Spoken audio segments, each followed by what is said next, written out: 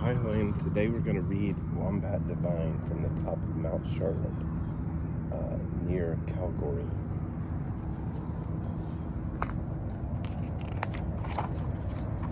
Wombat Divine. For as long as he could remember, Wombat had wanted to be in the Nativity. Now at last he was old enough to take part.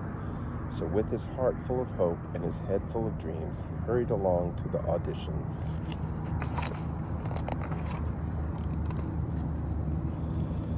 His friends were already there. Emu was bossing and fussing as usual. Now let's get started, she said. Who'd like to be the Archangel Gabriel? I would, said Wombat. But he was too heavy to be the Archangel Gabriel.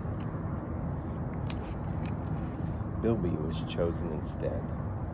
Bilby patted Wombat on the back. Never mind, Wombat. Don't lose heart. Why not try for a different part? What a good idea, said Emu. Now who'd like to be Mary? I would, said Wombat. But he was too big to be Mary. Numbat was chosen instead. Numbat stroked Wombat's nose. There, Wombat. Don't lose heart. Why not try for a different part? Right, said Emu. Who'd like to be one of the three kings? I would, said Wombat. But he was too short to be a king. The kangaroos were chosen instead. The kangaroos put their arms around Wombat. Cheer up, Wombat. Don't lose heart. Why not try for a different part?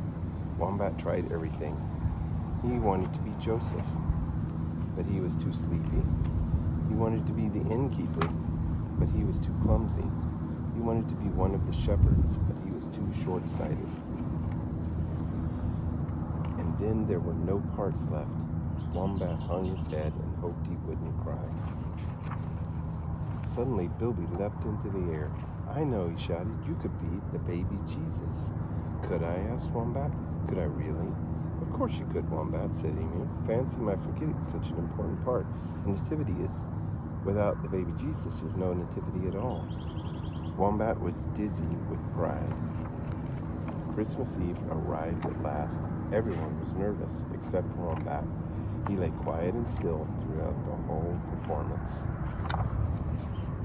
On Christmas Day, when everyone was opening presents and eating pudding, they all agreed it had been the best nativity ever. You were divine, Wombat, said Emu. And Wombat beamed. That's the super bit behind those bushes.